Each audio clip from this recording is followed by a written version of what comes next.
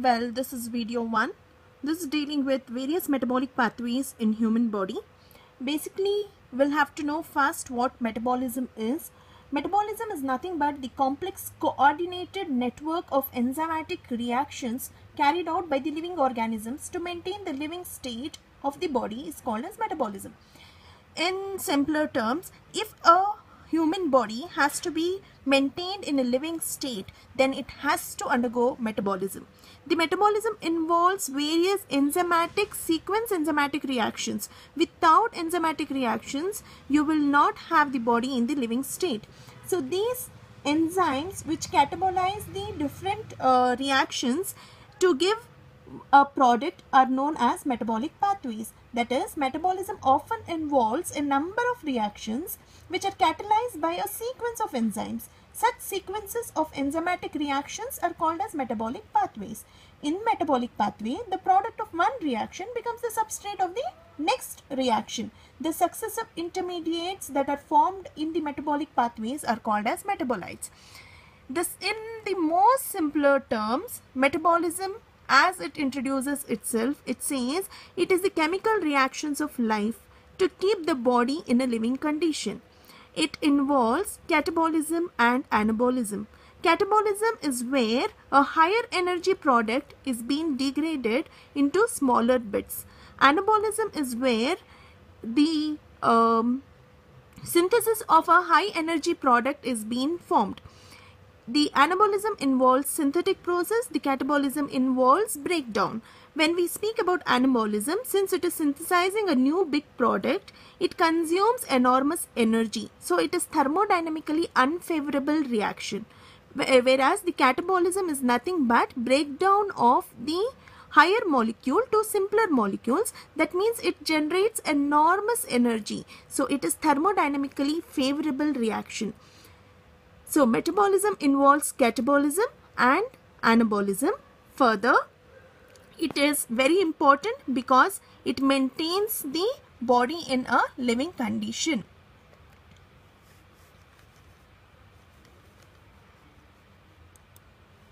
Moving on to the next thing. Most of the human body is made up of polysaccharides, lipids or proteins. These polysaccharides, lipids or proteins are nothing but biomolecules. If you are going to have polysaccharides, they obviously break down into simpler units, that is monosaccharides. If you are having lipids, they have to break down into simpler units called fatty acids and glycerols. If it is proteins, they have to break down into their building blocks, that is nothing but amino acids. What happens when a biomolecule like polysaccharide, lipid or protein break down into monosaccharides, fatty acids and amino acids respectively? They all give rise to a main component known as acetyl-CoA. This acetyl-CoA is eligible to enter TCA cycle. TCA cycle is otherwise called as citric acid cycle. Here, there will be enormous energy that is being liberated. There are many steps. It consists of 8 steps and it is in the form of cycle, and most of the steps are energy yielding steps. These energy yielding steps do not give energy directly in the form of ATP. Instead, they give in the form of reducing equivalents called as NADH2, NADH plus H plus or FADH2. This reducing equivalents like FMNH2, FADH2, NADH plus H plus have to enter into ETC cycle or ETS, that is nothing but electron transport system or electron transport chain, to give you the end product, that is nothing but oxygen and water. So in this process, enormous amount of energy is liberated. Little energy is being utilized to form ATP. So this is nothing but the introduction for metabolism. Starting on with various metabolic pathways, the first pathway will be glycolysis. In glycolysis, glucose gets converted to pyruvate. As glucose says, I burn myself to provide fuel to life. Generated through glycolysis, engaged in the synthesis of lipids, amino acids, deranged in my duties due to diabetes mellitus. That means glucose breaks down to pyruvate. This further moves towards other pathways, giving rise to the synthesis of lipids or amino acids. Suppose if glucose is not there, the minimum amount of glucose is not present in the blood, that is the blood sugar level is less, then it leads to diabetes mellitus. So extent of glucose that is to be present in the body has to be maintained by breakdown of glucose to pyruvate. So the first pathway here will be glycolysis.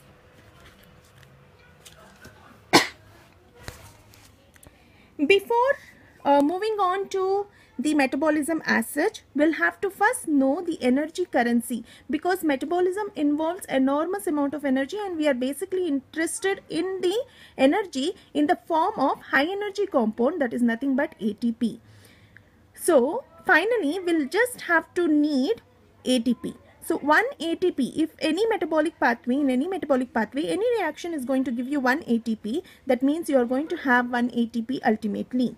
If it is going to give you 1 GTP, that means you are going to have 1 ATP only, because 1 ATP is equal to 1 ATP, 1 GTP is equal to 1 ATP. If you have FADH2, which is otherwise called as reducing equivalent, then it means you have got 2 ATPs. Suppose you have NADH plus H plus, then it will be 3 ATP. So if any reaction is giving you 1 ATP, that means it is 1 ATP. If it is giving you 1 GTP, that means it is 1 ATP. If it is going to give you 1 FADH2, then it is 2 ATP. There is one more reducing equivalent called as FMNH2. Even that will give you 2 ATPs. Further, 1 NADH plus H plus is going to give you 3 ATPs. One more thing you'll have to remember is, whenever ATP comes into the picture, it is nothing but phosphorylation. Phosphorylation is a process where ADP plus PI gets converted to ATP, or ATP gets converted to ADP plus PI. If it is GTP, it is also called as phosphorylation. In this process also, GDP gets plus PI gets converted to GTP, or GTP gets converted to GDP plus PI. This is reversible reaction. If it is going to form ATP, then it is thermodynamically favorable because it is giving you enormous amount of energy. If it is going to form the reverse reaction, ADP plus PI, that means there is loss of energy. Moving on to FADH2. Suppose if you are having a reaction called FAD giving you FADH2, then it is oxidation. If it is FMN giving you FMNH2, then it is oxidation reaction. If it is NAD, all these are FAD plus, FMN plus, NAD plus. If it is NAD plus giving you NADH plus H plus, it is again energy. It is nothing but the oxidation reaction. This is otherwise called as oxidative phosphorylation. It is otherwise called as oxidative phosphorylation because ultimately you are getting ATP. Because if you are going to get FADH2 or FMNH2 or NADH plus H plus, that means you are actually getting 2 ATP or 3 ATP respectively.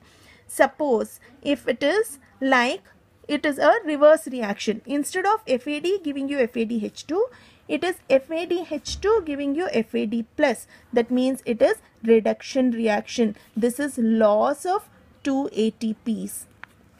Suppose FMNH2 is giving you FMN plus, a reverse reaction. Then again it is loss of 2 ATPs. Suppose if it is NADH plus H plus giving you NAD plus, it is also a reduction reaction where you have loss of 3 ATPs.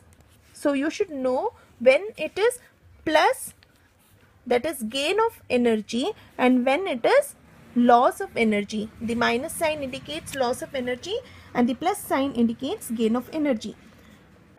So it's like if you are having 1 ATP, 1 ATP is equal to 1 ATP, that means it is like plus 1 ATP, it is phosphorylation, it is gain of energy. If it is reverse, ATP getting converted to ADP plus PI, then it is loss of energy minus 1 ATP.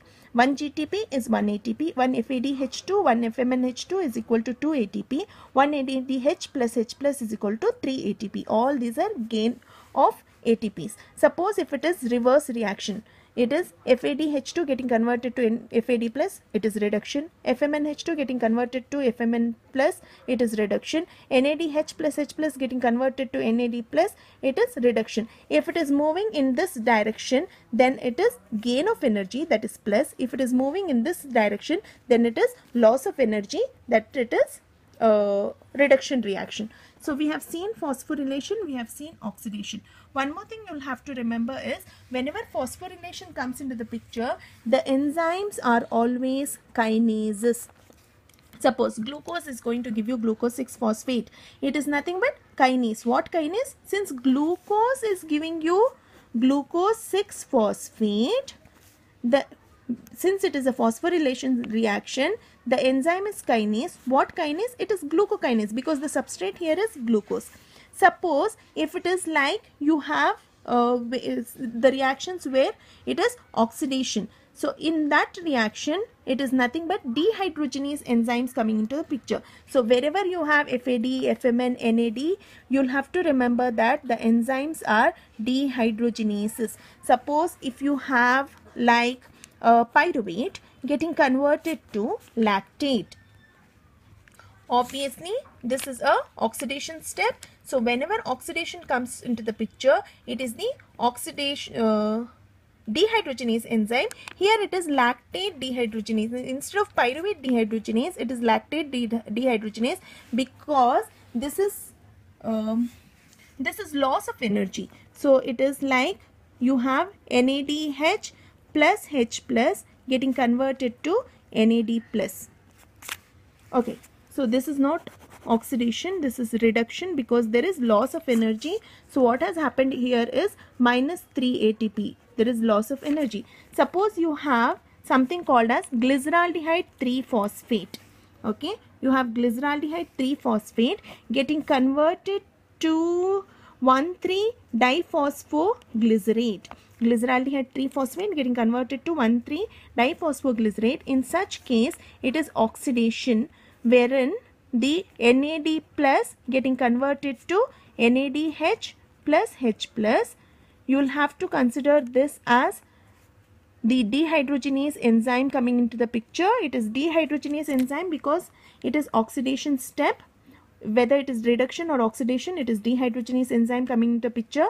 But since here NADH plus H plus is getting converted to NAD plus, it is loss of energy. Since here NAD plus is getting converted to NADH plus H plus, it is gain of energy. So it is plus 3 ATP. The enzyme here will be glyceraldehyde 3-phosphate dehydrogenase. The substrate dehydrogenase, like how you have substrate kinase, you will be having the substrate dehydrogenase here. So this ends with the energy currency of the cell. Well, before proceeding further, let us brush up with whatever we have done previously. We were just dealing with the energetics of metabolic pathways, how exactly we have to deal with energetics. Before knowing the energetics, one should know the different kind of reactions that are catalyzed by different kind of enzymes and what is the outcome of that. So basically we have dealt with 3 kinds of reaction. The first reaction was phosphorylation, the second reaction was oxidation, and the third one we dealt was reduction. So in phosphorylation, it is nothing but ADP plus PI getting converted to ATP, or ATP getting converted to ADP plus PI. Whatever it is, whether it is forward reaction or backward reaction, both are phosphorylation step. It can be possible that GDP plus PI getting converted to GTP, or GTP getting converted to GDP plus PI. Irrespective of whatever it is phosphorylation step. Here you'll have to know that if you are getting ATP or GTP, that means it is thermodynamically favorable, that means you have gained energy, that means it is plus 1 ATP. If you find a reverse reaction, that means there is loss of energy. If you find ATP getting converted to ADP plus PI, if you find GTP getting converted to GDP plus PI, the backward reaction, that means it is minus 1 ATP. It is loss of energy. That is phosphorylation. Moving on to the second one. This is your first set. Moving on to the second one, that is oxidation or oxidative phosphorylation or reduction. It is otherwise called as phosphorylation because you are again gaining energy here, that is ATP, hence it is called as oxidative phosphorylation. If there is loss of energy, then it is called as reduction. If it is, suppose you have FADH2, suppose you are gaining FADH2, that is nothing but FAD plus getting converted to FADH2. That means it is gain of energy. In this case, it is plus 2 ATP. If it is FMN plus giving you FMNH2, it means it is plus 2 ATP. If it is reverse of it, then it is reduction reaction, loss of 2 ATP. If it is reverse of it, reduction reaction, loss of 2 ATPs. If it is NAD plus getting converted to NADH plus H plus, then it is again oxidation reaction. It is minus it is plus 3 ATP. If it is reverse of it, then it is reduction reaction, then it is minus 3 ATP. You will have to know one thing: whenever oxidation comes into the picture, it is gain of energy. Whenever reduction comes into the picture, it is loss of energy. Whether it is, if it is NADH plus H plus, then it is plus 3 ATP. If it is FAD or FMN, then it is 2 ATPs. So in energy currency, 1 ATP is 1 ATP, 1 GTP is 1 GTP, 1 FADH2 is 2 ATPs, 1 NADH plus H plus is 3 ATPs, 1 FMNH2 is 2 ATPs. Suppose if you are getting ADP instead of ATP, that means it is loss of 1 ATP. You are getting GDP instead of GTP, then it is loss of ATP. If you are getting FAD plus, then it is loss of 2 ATPs. If you are getting FMN plus, then it is loss of 2 ATP. If you are getting NAD plus, then it is loss of 3 ATP. So if FAD gets converted to FADH2, it is gain. If FADH2 is getting converted to FAD plus, it is loss. Whenever gain is there, it is oxidation. Whenever loss is there, it is reduction. Moving on to the enzymes, whenever you have this set of reaction where it is phosphorylation, it is kinase enzymes. Whenever you have this set of reactions where FADH2, FMNH2, NADH plus H plus comes into the picture, it is dehydrogenase enzymes. So irrespective of whether it is gain of ATP or loss of ATP, it is the kinase enzymes. But here, if you are gaining, that is oxidation. If it is oxidation is nothing but gain and reduction is nothing but loss. If you are gaining where oxidation is taking place, then the enzyme is dehydrogenase. If it is reduction, then the enzyme is dehydrogenase. So kinases comes in the picture when phosphorylation takes place. Dehydrogenase comes in the picture when oxidation takes or reduction takes place. So the examples here will be, if glucose is getting converted to glucose 6-phosphate, it is glucokinase because it is phosphorylation step. Here ATP is getting converted to ADP plus PI. So you should see that it is the conversion of ATP to ADP plus PI. So ATP is getting converted to ADP plus PI. It is reverse. So obviously in this step, though it is phosphorylation step, it is loss of 1 ATP. Here pyruvate getting converted to lactate. If it was oxidation step, then it would have been gain of energy. Since it is reduction step, it is loss of energy. Since it is reduction, you see NADH plus H plus getting converted to NAD plus. You have 3 ATPs, minus 3 ATPs. Instead of pyruvate dehydrogenase, since it is reduction, it becomes lactate dehydrogenase. Here glyceraldehyde 3-phosphate getting converted to 1,3-diphosphoglycerate. It is oxidation step. Since it is oxidation, it is gain of ATP. So you get 3 ATPs because NAD is getting converted to NADH plus H plus. Instead of having 1,3-diphosphoglycerate dehydrogenase, you have substrate glyceraldehyde 3-phosphate dehydrogenase. So this is the basic energy currency, energetics of the metabolic pathways. If you remember that, you can write any metabolic pathways energetics. Starting on with the first metabolic pathway, that is glycolysis. You'll have to know that glycolysis involves, one second, glycolysis involves 10 steps. Out of these 10 steps, they are divided into 5 plus 5. The first 5 steps comes in preparative phase. The other 5 steps comes in payoff phase. So glycolysis involves 10 steps, 5 steps in preparative phase, 5 steps in payoff phase. This preparative phase, because it prepares itself, payoff is where it pays off itself. That means in preparative phase, it is minus ATP. Whatever it is going to do is, it is going to consume ATP. It is thermodynamically unfavorable reaction. There is no release of energy. Instead, energy is being consumed. Hence, it is minus ATP. But in the payoff phase, well, we were dealing with glycolysis. The first metabolic pathway, glycolysis, has 10 steps. 5 plus 5. 5 steps belong to preparative phase and 5 steps belong to payoff phase. The preparative phase is actually energy consuming step, hence in energy consuming phase, hence the ATP will be negative, that is loss of energy. The payoff phase is energy forming step, thermodynamically favorable, enormous amount of energy is given out, hence it is plus ATP. So it is positive. So moving on to exact phases of glycolysis. In glycolysis, there are 2 phases. One is preparative phase and the other one is payoff phase.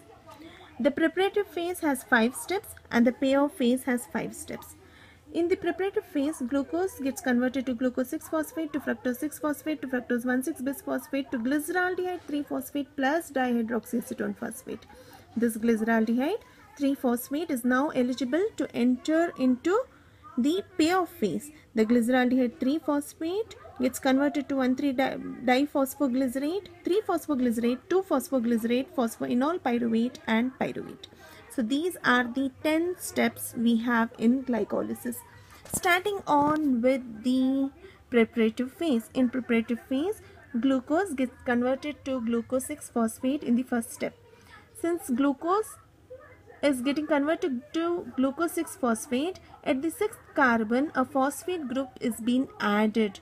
Hence, the reaction is known as phosphorylation. Whenever phosphorylation comes into the picture, we know that it is the kinase enzymes which come into the picture, and the kinase here is glucokinase. This is phosphorylation step, and I have mentioned it as minus 1 ATP because it is energy consuming step, loss of energy. ATP gets converted to ADP and the Pi gets attached to the 6th carbon. You should remember, whenever phosphorylation comes in the picture, there is Mg2 plus metal ion which supports as a cofactor to the enzyme. So Mg2 plus, magnesium 2 plus, whenever phosphorylation is there, kinase enzyme is there. Whenever kinase enzyme is there, Mg2 plus comes into picture as a cofactor. Now, glucose 6-phosphate, which has phosphate at the 6th position, gets converted to fructose 6-phosphate. We know that glucose is C6H12O6 and fructose is also C6H12O6. Glucose and fructose have same molecular formula, but they have different structures. So, they share similar molecular formula but different structures. Hence, they are known as isomers. When glucose 6-phosphate gets converted to fructose 6-phosphate, the step is known as isomerism. And in isomerism or isomerization, there is no interconversion. Like how we saw the interconversion here, ATP getting converted to ADP, we don't find any interconversion here when there is isomerization. Anywhere in metabolism, if there is isomerization step, we don't find any kind of interconversion. Now, fructose 6-phosphate gets converted to fructose 1,6-bisphosphate. That means the fructose sugar which had phosphate group attached to the 6th carbon, now this fructose will have one more phosphate group getting attached to the 1st carbon. Already there is one phosphate attached to 6th carbon. Now second phosphate gets attached to the 1st carbon. So now it is fructose 1,6-bisphosphate or fructose 1,6-biphosphate or fructose 1,6-diphosphate because they are 2 phosphates. This is also phosphorylation because phosphate is getting added, like how phosphate got added here at the 6th position. Here also phosphate is getting added. Since this is also phosphorylation, this step is also phosphorylation. Since this is preparatory phase and it is energy consuming phase, you will have -1 ATP. This is -1 ATP because ATP is getting converted to ADP and the phosphate is getting stick to the first carbon here. Phosphorylation step. Since this is phosphorylation step, obviously there will be kinase enzymes into the picture. What kinase? Fructose 6-phosphate kinase. Whenever kinase enzyme comes to the picture, you will have Mg2 plus as the metal ion cofactor. So phosphorylation, -1 ATP, ATP getting converted to ADP, Pi gets attached to first carbon, Mg2 plus acts as a cofactor. For fructose 6-phosphate kinase is the enzyme. Now moving on to the next step, that is fructose 1,6-bisphosphate gets cleaved. This step is known as cleavage. Whenever cleavage step comes to the picture, it is the hydrolysis taking place. H2O is being removed. Whenever hydrolysis comes to the picture, it is the aldolase enzyme. You see enolase, aldolase, fumarase, these kind of enzymes whenever hydrolysis takes place. Now you have C6 sugar. Whether you take glucose or glucose 6-phosphate or fructose 6-phosphate or fructose 1,6-bisphosphate, all these are 6 carbon sugars. What has happened now here is at the 3rd and 4th carbon there will be a cleavage. Because of this cleavage, the 6 carbon sugar will now break down into 2 sugars, that is 3 carbon. Each sugar will be 3 carbon. The 6 carbon fructose will break down into 2 sugars, that is each sugar will be 3 carbon. So one will be glyceraldehyde 3-phosphate, the other one will be dihydroxyacetone phosphate. So the cleavage has taken place at the C3 and C4 position, giving you 2 triose sugars. Now glyceraldehyde 3-phosphate is eligible to enter the payoff phase. You should also know that dihydroxyacetone phosphate is also eligible to enter the payoff phase, provided it gets converted to glyceraldehyde 3-phosphate. And it is very easy for dihydroxyacetone phosphate to get converted to glyceraldehyde 3-phosphate because it is isomers of each other. So glyceraldehyde 3-phosphate enters payoff phase. Meanwhile, dihydroxyacetone phosphate, which you can call it as DHAP, dihydroxyacetone phosphate, also gets converted to glyceraldehyde 3-phosphate and it enters the payoff phase. That's why the payoff phase is always multiplied by 2, because it is not 1 glyceraldehyde 3-phosphate but 2 glyceraldehyde 3-phosphate entering the payoff phase. Well, we were dealing with glycolysis, we were dealing with the preparative phase, and now moving on to payoff phase. Payoff phase where glyceraldehyde 3-phosphate is entered into payoff phase. This glyceraldehyde 3-phosphate gets converted to 1,3-diphosphoglycerate, 1,3-diphosphoglycerate to 3-phosphoglycerate to 2-phosphoglycerate to phosphoenol pyruvate to pyruvate. Now, glyceraldehyde 3-phosphate is a triose sugar.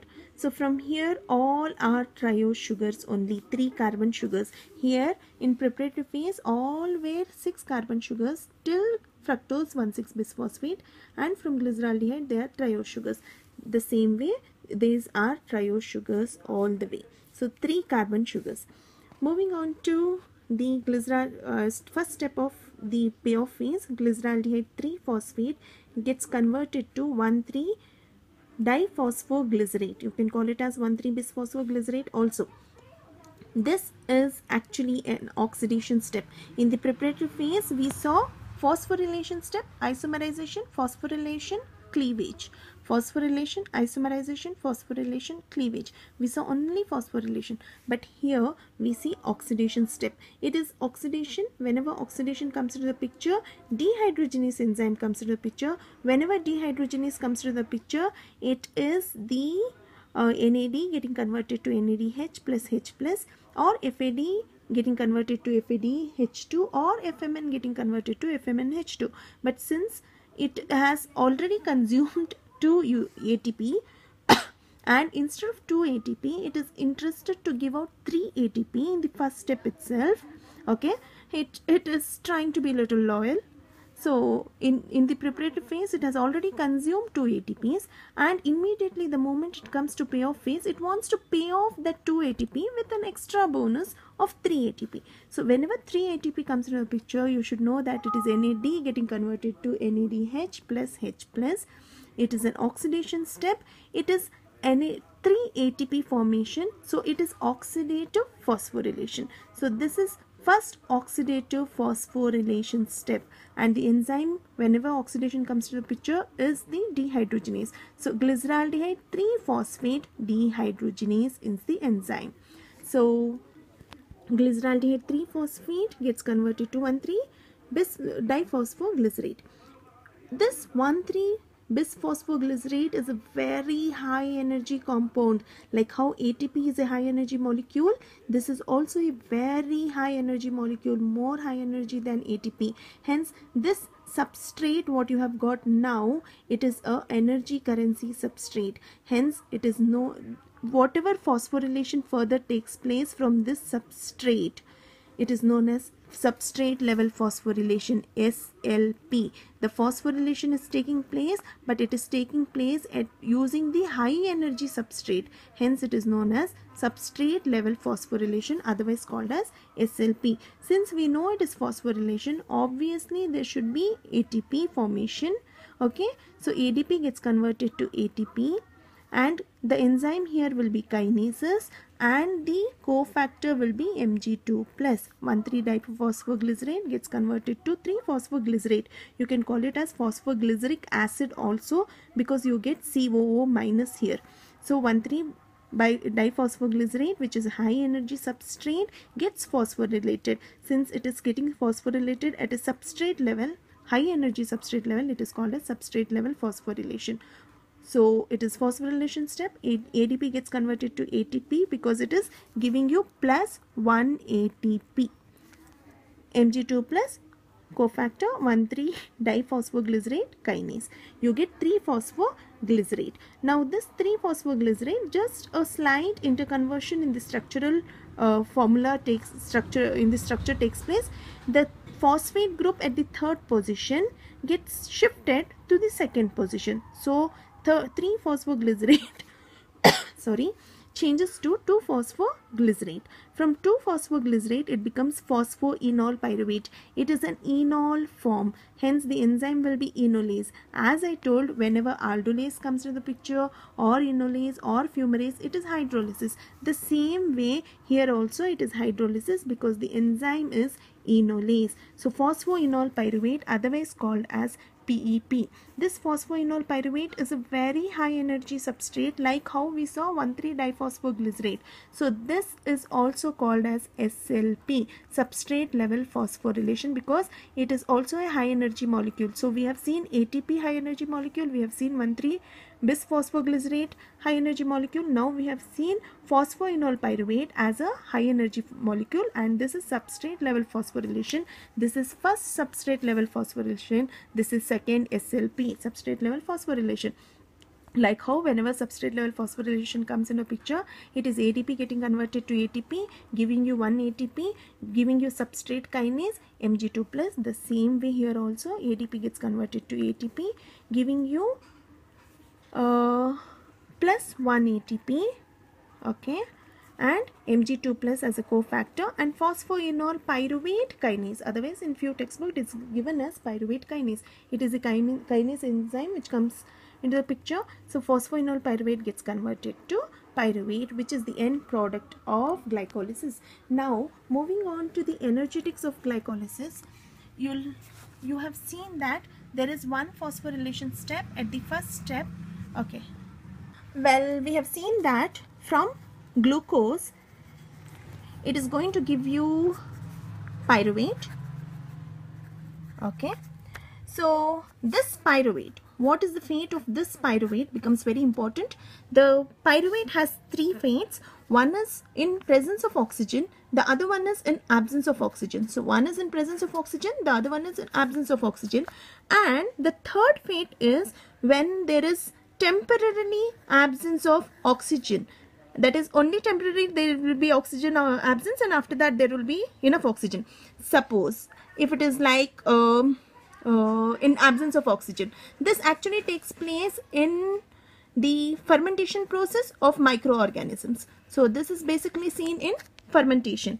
So if you are going to focus on the presence of oxygen, that is nothing but oxidative decarboxylation taking place, which is ultimately giving you acetyl-CoA. This acetyl-CoA is going to enter the TCA cycle. So this is one fate where there is presence of oxygen, where oxidative decarboxylation takes place, and it gives you acetyl-CoA with the help of PDC, pyruvate dehydrogenase complex, and you get TC, and that acetyl-CoA enters into TCA cycle. This is one of the fates of pyruvate. The other fate is in the absence of oxygen. In the absence of oxygen, fermentation takes place. This takes place in microorganisms, especially yeast.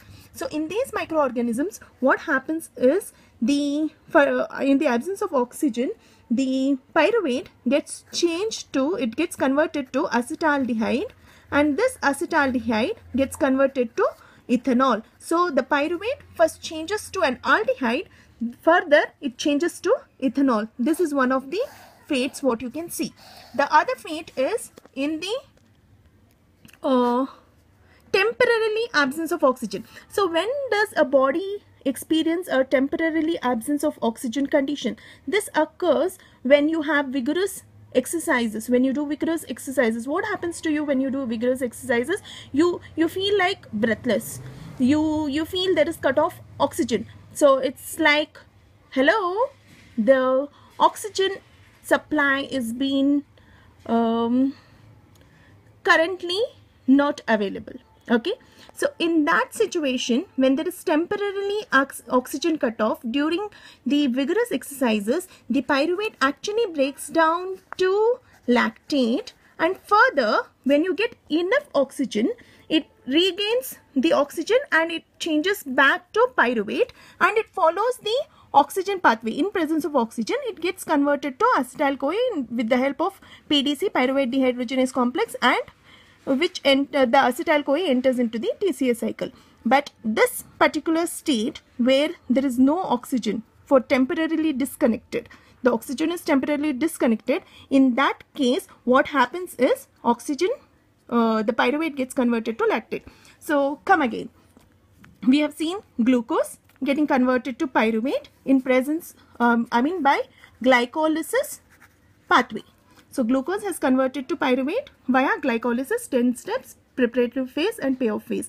From there, what happens to the pyruvate? The fates of pyruvate, the destiny of pyruvate. There are three fates of pyruvate.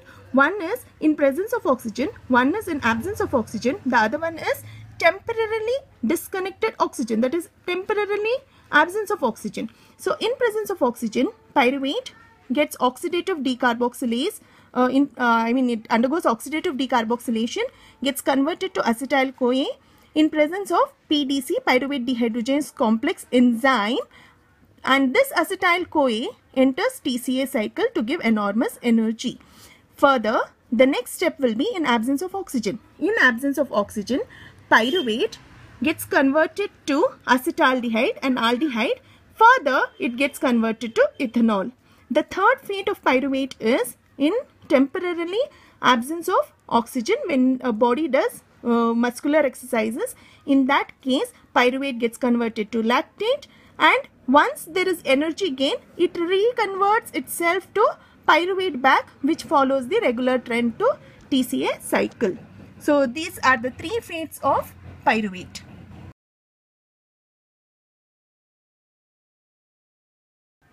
We were talking about the energetics of glycolysis. We have seen that glucose gets converted to glucose 6-phosphate, 1 phosphorylation step, -1 ATP, because it is a energy consuming preparatory phase. Then in the next step it is isomerization, no energy. In the third step it is phosphorylation again, so again -1 ATP. So -1, it is -2 ATPs. In the preparatory phase it is -2 ATPs. Let me write it here. It is preparatory phase. Okay, so let me write it here.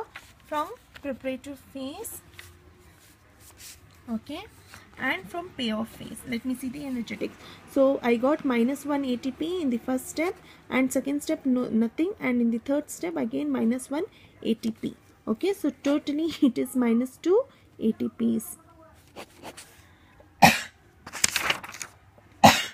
Now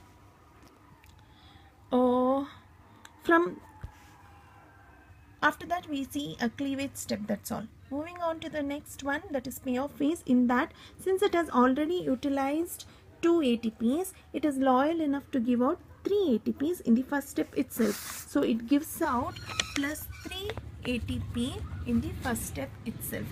But the payoff phase says, I have given you ATP in the form of ATP, but you are giving me 3 ATPs in the form of a reducing equivalent, NADH plus H plus. So I don't want it in this form. Give me my ATP properly in the form of ATP itself.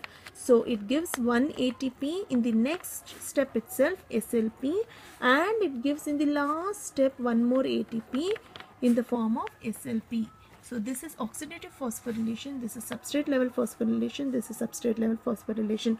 So it had consumed 2 ATPs, but it wanted to give out 3 ATPs in the form of reducing equivalent by oxidation. But it didn't want in oxidation, it wanted in phosphorylation only. So it gives in the next step only in the phosphorylation 1 ATP, and in the last step it again gives for 1 ATP. So totally, instead of giving out 2 ATPs, it gives 3 plus 1 plus 1, that is 5 ATPs. So plus 5 ATPs. We'll have to remember that payoff phase has to be multiplied by 2 because it is 2 glyceraldehyde 3 phosphate that is entering. So this will be multiplied by 2. So this becomes 10 ATPs.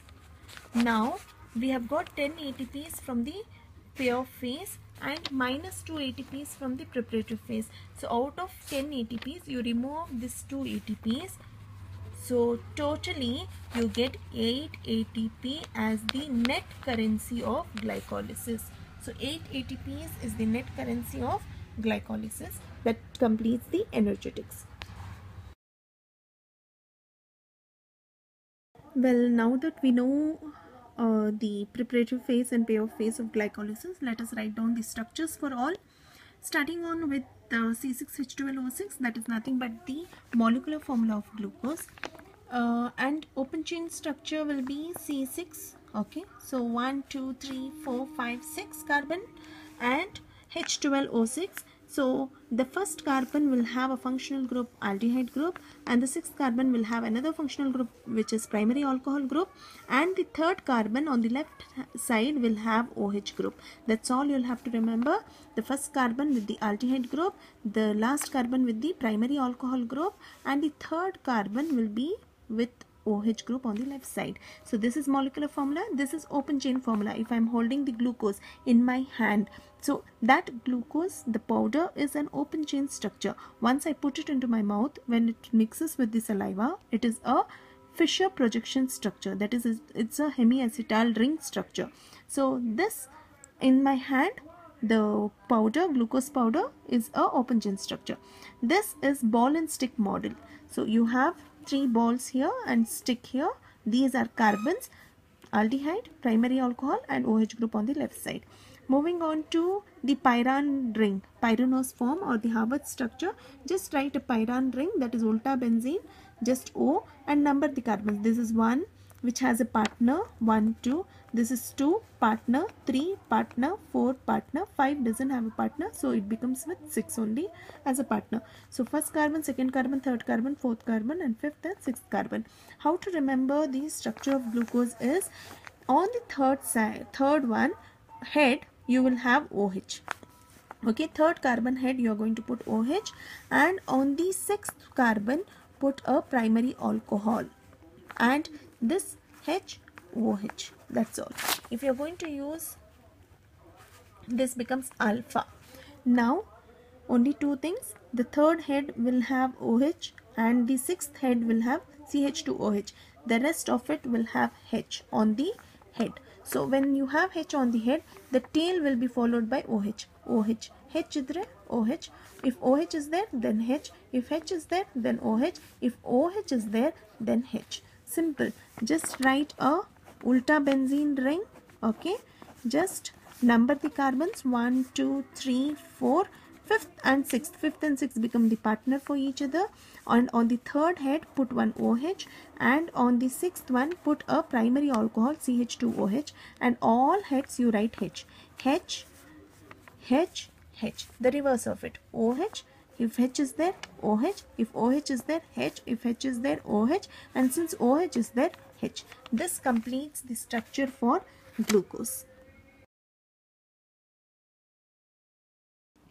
Well, now that we know the structure of glucose, which is a pyron ring, wherein you have first, second, third, fourth, fifth and sixth carbon. You have third position head OH and the sixth position primary alcohol CH2OH. The rest of it will be H. H, OH, OH, H, H, OH, H, OH, OH. That's why it is H. So this becomes glucose. Now the next one is glucose 6-phosphate. So this structure, this is the sixth one. This is OH. He says glucose 6-phosphate. This is the structure of glucose. At the sixth position, I have to add phosphate. I can write CH2OP like this, CH2OP, or I can write CH2OPO3 2 minus this way. Okay, however it is. So this, if this OH is being replaced by OPO3 2 minus, it becomes glucose 6-phosphate. So before it was glucose, now it is no more glucose, it is glucose 6-phosphate, OP or OPO3 2 minus. Further he says the next one is fructose 6-phosphate. Okay, so fructose 6-phosphate, for that a furan ring, one left hand, one right hand, and this a furan ring with, this is your first carbon, this is second carbon, third, fourth, fifth and sixth. In glucose it was like fifth and sixth used to share with each other, but here not only the first and second will be sharing, along with fifth and sixth, the first and second will also share. The same way, the third position you have OH, and the sixth position you have CH2OH, and diagonally it has two primary alcohols. So if this is CH2OH, here also there will be one CH2OH. That's all. The rest of it will be opposite of it. Since it is OH, this will be H. The heads will be H. Okay, this becomes OH. Since it is OH, it will be H. Since it is OH, it is supposed to be H, but since you have a beta fructose here, we consider this as OH. This is beta fructose in glucose. So for fructose structure, a left hand, a right hand, and 1 and 2 shading, 3, 4, 5 and 6 shading. At the sixth position a primary alcohol, diagonal to that another primary alcohol, with third position OH, and the head will be H. So this is OH, so H, H, OH, OH, H, this OH, hence this has to be H, but since it is beta fructose, you have OH here. So this becomes fructose. To this fructose, he says fructose 6-phosphate. Therefore, at the sixth position, OH is replaced by OPO3 2 minus. So this is, now this is no more of fructose, it is fructose 6-phosphate. This fructose 6-phosphate gets cleaved at the third and fourth position to give you two triose sugars. These triose sugars are dihydroxyacetone phosphate and glyceraldehyde 3-phosphate. How to write the structure of dihydroxyacetone phosphate? You just have to mention this is a primary alcohol, fructose primary alcohol, with that acetone group, that is keto group, and a CH2, two primary alcohols, OPO3 2 minus. This is CH2OH, this is CH2OH, this is dihydroxy acetone. The OH is replaced by OPO3 minus, hence it is phosphate. Dihydroxy acetone phosphate is nothing but you have hydroxy, keto, hydroxy. So it is dihydroxy acetone, dihydroxy ketone. So this OH is replaced by PO3 2 minus, then it is dihydroxy acetone phosphate. plus glyceraldehyde 3-phosphate. The structure of glyceraldehyde 3-phosphate is simple. Glycerol structure CH2OH, CHOH, CH2OH. If you remember this, the glycerol structure, you just have to change the glycerol to glyceraldehyde. So this CH2OH will become CHO, an aldehyde group. So this is CHO, and 1, 2, 3. 3 glyceraldehyde, this is aldehyde, 3 phosphate. At the third position you add PO3 2 minus. So you have glucose here, you have glucose 6 phosphate, then you have fructose 6 phosphate, then you have dihydroxyacetone phosphate and glyceraldehyde 3 phosphate. Now this glyceraldehyde 3 phosphate enters the payoff phase.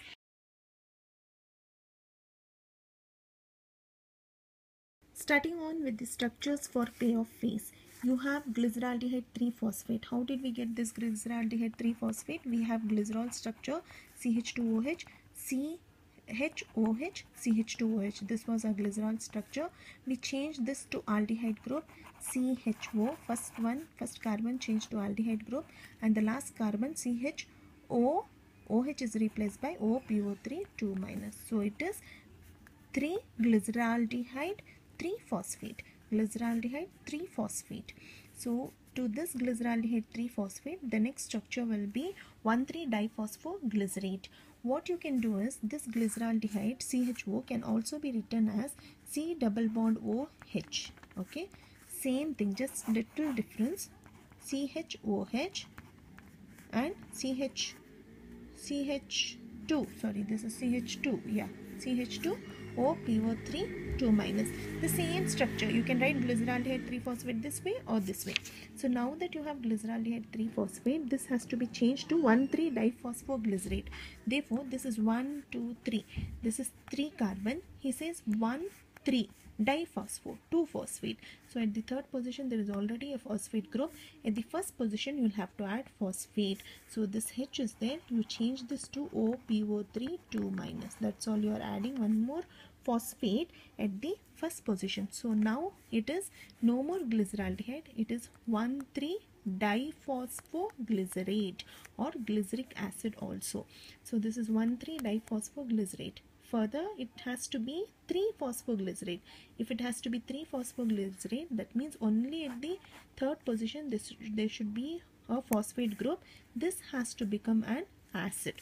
So write the same thing, CH2OPO3 2 minus CHOH, but at the first position you are changing it to glyceric acid. So this becomes COO minus. So this, instead of 1,3-diphosphoglycerate, it becomes 3, this is 3-phosphoglyceric acid, 1, 2. So 3-phosphoglyceric acid. Now it is 3-phosphoglycerate or 3-phosphoglyceric acid. Further he says 2-phosphoglycerate. That means this phosphate group should shift to the second position. So retain the same thing, CO minus. At the second one, replace the OH to OPO3 2 minus and retain here OH. Just a little shift. This OH will shift here and this OPO3 2 minus will go here. So this becomes 2-phosphoglycerate. It's just a little slight interarrangement. Okay, interarrangement that gives you 2-phosphoglycerate. Now after this 2-phosphoglyceric acid, you want an enol form. Enol is nothing but COO minus C.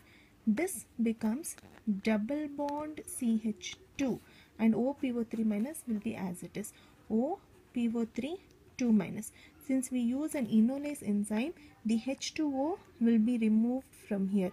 So you will have to remove the H2O water from here. This COO minus as it is, C, okay, OPO3 minus as it is. This becomes CH2 and this H will satisfy the valency between the carbon and you get a double bond here. So that becomes phosphoenol pyruvate. Then you have to have pyruvate, the last one. Pyruvate is very simple.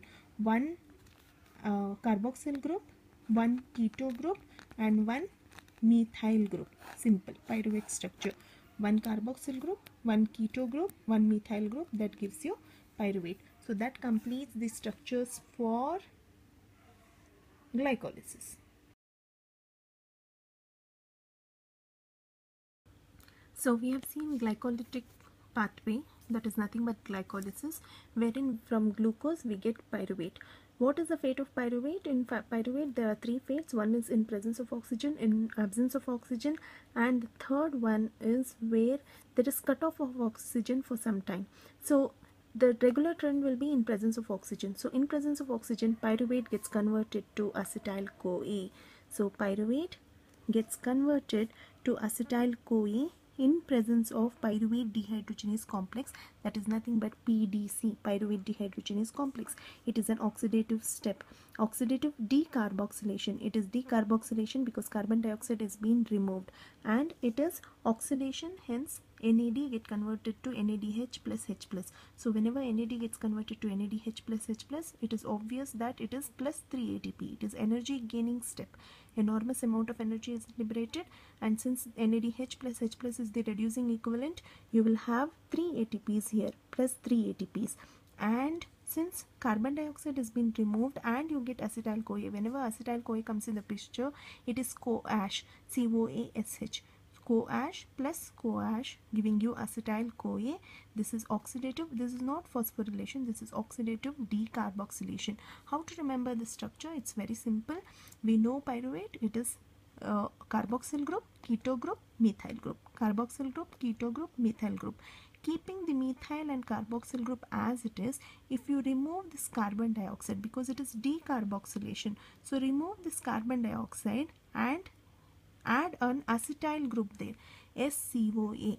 So if you add SCOA, this is your carboxyl group, keto group, methyl group. Removing the carboxyl group, you just add SCOA, C double bond O, CH3, keto group, methyl group, then it will be acetyl-CoA. Of course, this is NAD getting converted to NADH plus H plus, and the CoAsh, which is giving you removal of carbon dioxide, giving you the SCOA here. So this is your acetyl-CoA. Now this acetyl-CoA is eligible to enter the TCA cycle. So moving on to TCA cycle, we know that the acetyl-CoA, which is obtained now, condenses with oxaloacetate to give you citrate. This citrate will give you isocitrate, isocitrate to alpha-ketoglutarate, alpha-ketoglutarate to succinyl-CoA, to succinate, to fumarate, to malate, to oxaloacetate. So the steps here will be very simple. The first step will be condensation. The first step will be condensation. Second will be isomerization. The third one will be first oxidative decarboxylation, removal of carbon dioxide, and the fourth step will be second oxidative decarboxylation, and the fifth step will be phosphorylation. Yeah, okay. Then sixth will be oxidation, hydration, oxidation.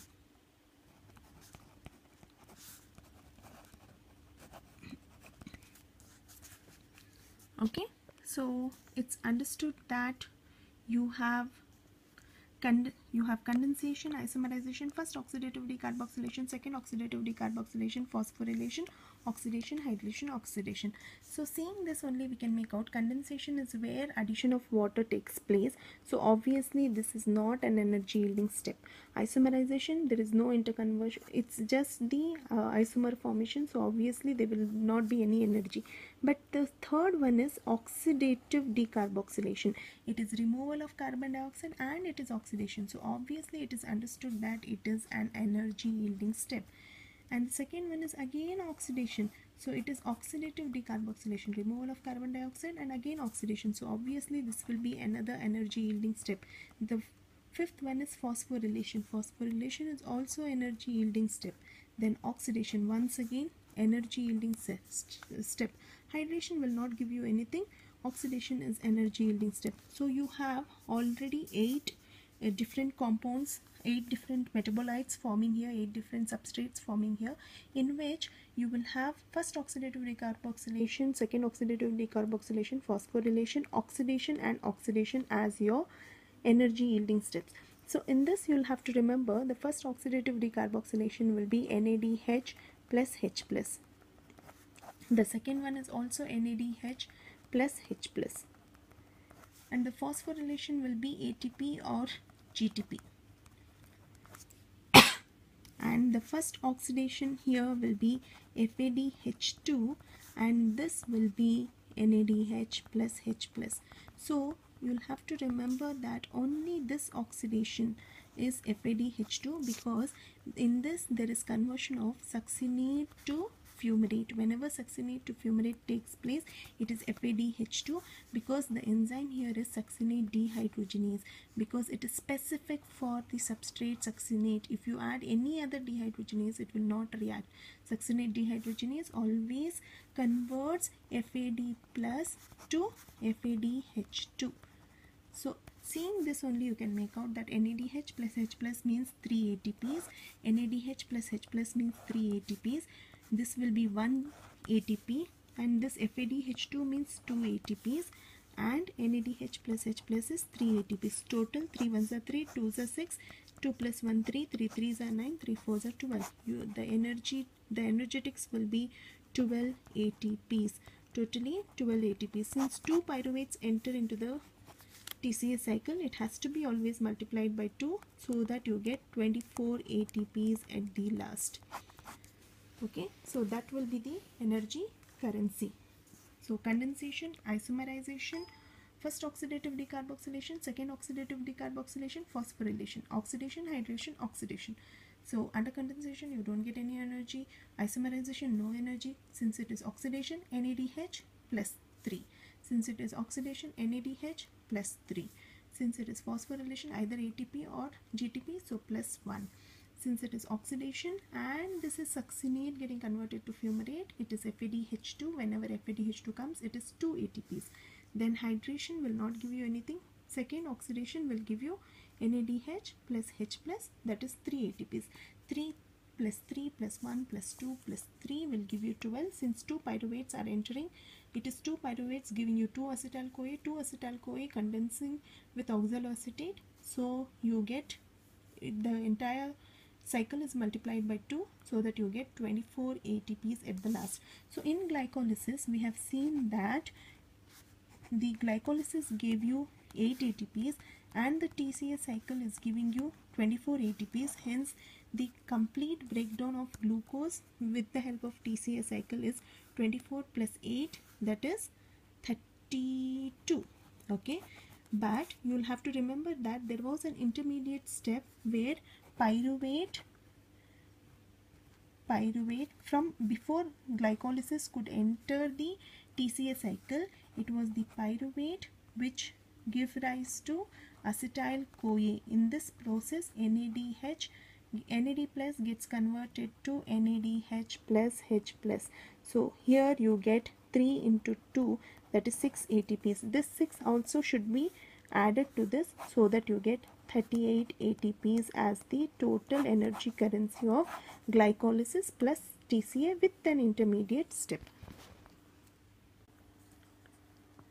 Structures are very important in metabolism, especially you will have to know the structure of pyruvate. If you know the structure of pyruvate, most of the structures becomes easy for you. It's like if you have to know the structure of pyruvate, you should know that there is one carboxyl group, one keto group, one methyl group. Okay, carboxyl group, keto group, methyl group. If it is CH4, it is methane. If it is CH3, it is methyl. If it is CH2, it is methylene. Methane, methyl, methylene. So carboxyl group, keto group, methyl group will give you pyruvate. Keeping the skeleton intact, carboxyl group, keto group, you instead of having a methyl group, you take methylene group with carboxyl group, methylene group with carboxyl group, that gives you oxaloacetate. Okay, so carboxyl group, keto group, instead of methyl group, methylene group with carboxyl group will give you oxaloacetate. The same way, COO minus C double bond O, instead of single methylene you have two methylene twice. COO minus, this is your alpha ketoglutarate, the structure of alpha ketoglutarate. Suppose this, in this alpha ketoglutarate you just have added CH2, one extra CH2 twice. It is COO minus C double bond O, CH2 COO minus. So that gives you alpha ketoglutarate. So if you are going to remove the carbon dioxide from here, okay, and if you are going to change it to SCOA, then it will become succinyl CoA. So you have COO minus CH2 C double bond O, SCOA. This becomes succinyl CoA. Now this succinyl CoA, you're going to remove this succinyl CoA, and this keto group you're going to change it to an acidic group. Then you will have COO minus CH2. The keto group has changed to an acidic group. So you have acidic group, methylene group, acidic group. Now this becomes succinate. Isn't it easy?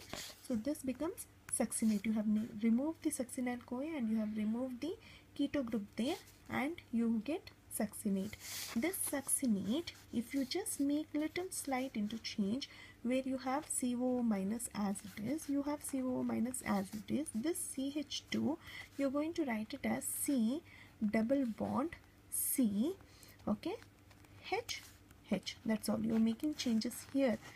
COO minus CH2 COO minus, that one you are changing it as COO minus as it is. CH2 you are putting a double bond, that's why you give CH. So now this becomes fumarate.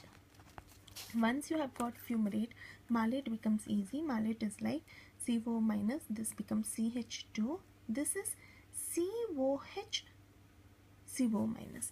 It will be something like CO minus CH2 COH H CO minus. Little complicated, but it is malate. Okay, if you know the structure of pyruvate, all other structures becomes easy.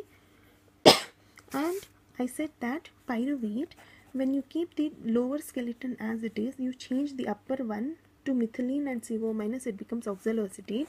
Suppose you keep the upper one as it is and you change the lower skeleton to SCOA, then it becomes acetyl CoA. Okay, so let's start again. Pyruvate, COO minus, C double bond O, CH3, acidic group, keto group, methyl group, acidic group, keto group, methyl group. Suppose you have methyl group, keto group, the acidic group changed to SCOA, it becomes acetyl CoA. Suppose you have the acidic group, keto group as it is, the methylene group is changed to single CH2COO minus, then it is oxaloacetate. If it is double CH2COO minus, then it is alpha ketoglutarate. Now this alpha ketoglutarate has the undergoes oxidation, oxidative decarboxylation to remove carbon dioxide, and this carbon dioxide will be replaced with SCOA. So CO minus CH2 twice, C double bond O, SCOA will become succinyl CoA. This is succinyl CoA. This succinyl CoA, SCOA is removed and C double bond O changes to CO minus, then it is succinate. Succinate structure is easy. You have carboxyl group, methylene group, carboxyl group. If you keep the carboxyl group as it is and interchange the methylene group, that is slight interchange rearrangement, wherein you give CH double bond CH, then it becomes fumarate. Okay, keeping the succinate group as it is, CO minus CH2 CO minus, this if you change it to CHOH, only this, then it becomes malate. So that completes the structures for the, not only for the TCA cycle but major structures of metabolism.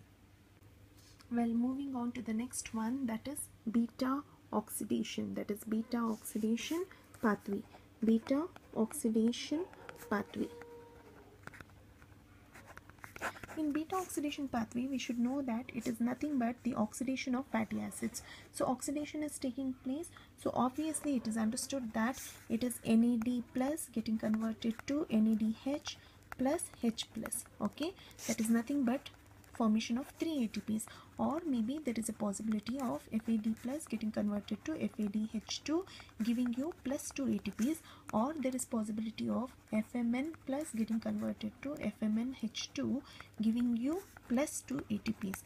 Here you will have to remember that TCA cycle alone consists of FAD plus that give rise to FADH2, that is in succinate to fumarate, or else the other step here will be in beta oxidation. So FAD comes in a picture only in two, that is TCA and beta oxidation. FMN will be only seen in ETS, that is electron transport chain. All other oxidations will give you NADH plus H plus. So this is oxidation, that means it is energy yielding. Beta oxidation, that means it is taking place at the beta carbon. Suppose if I consider a fatty acid should have COOH in it, or C double bond OH. This indicates a fatty acid.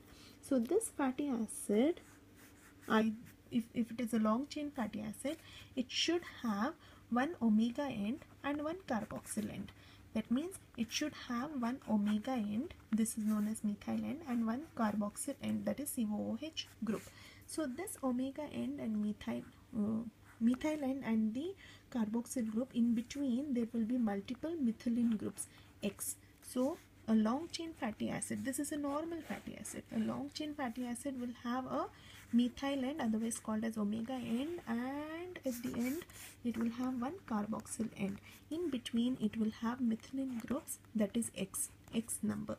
So this X number of methylene groups can be single bonded or double bond. So if there are so many CH2, suppose I consider this CH2 and further there will be one more CH2, further there will be one more CH2. If I consider this as the alpha carbon, then this becomes beta carbon. So any oxidation at this carbon position is known as beta oxidation.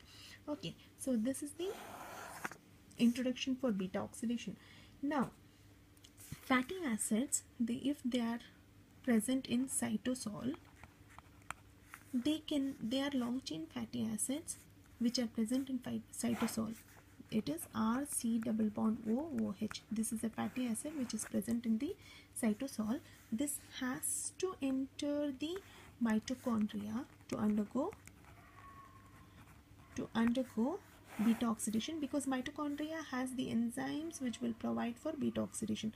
So from cytosol, the fatty acid has to travel to mitochondria, but the fatty acid will be long chain fatty acid. It has to cut itself to 8 carbons. Only 8 carbon length fatty acid can enter mitochondria. So activation of this fatty acid has to be done in cytosol, then it has to be transported in mitochondria for beta oxidation spiral. So it is a cycle. So for beta oxidation spiral or cycle, it has to be transferred to mitochondria with the help of the enzyme carnitine transporter. Carnitine transporter transports the activated fatty acid to mitochondria. So now this fatty acid has to get activated. Activation is done when it combines with CoAsh. You remember what is CoAsh? It is nothing but coenzyme A. Whenever fatty acid reacts with coenzyme A, it gets activated into fatty acyl CoA. It is no more fatty acid, it is fatty acyl CoA. This fatty acyl CoA is now eligible to enter into mitochondria for further beta oxidation. So the first step is activation. The activation step requires energy, hence 2 ATPs are being consumed. Hence it is minus 2 ATP. So beta oxidation consists of activation, oxidation, hydration, oxidation, cleavage. So activation, oxidation, hydration, oxidation, cleavage. So this activation requires 2 ATP, hence it is minus 2 ATP. This oxidation is energy giving. Hydration doesn't give you any energy. This oxidation is again energy giving. Cleavage doesn't give you any energy. This oxidation is 2 ATPs. This oxidation is 3 ATPs. This is gain. So obviously it is understood this should be FADH2 and this should be NADH plus H plus.